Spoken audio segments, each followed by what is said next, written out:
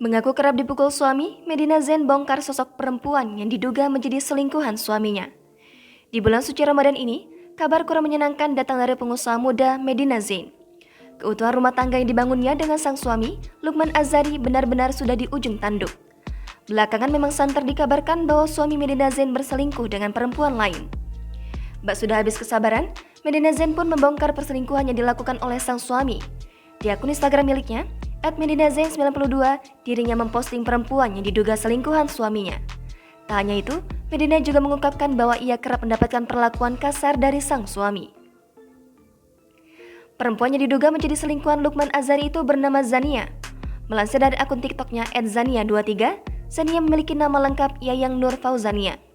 Diketahui dari postingan di feed Instagram Medina Zain yang diunggah pada Minggu, 24 April 2022, Zania berasal dari Purwakarta, Jawa Barat. Ternyata, Zania hanya mengenyam pendidikan hingga sekolah dasar saja. Tak hanya itu, ternyata Medina Zain juga sudah pernah berkomunikasi dengan perempuan yang diduga pelakor tersebut.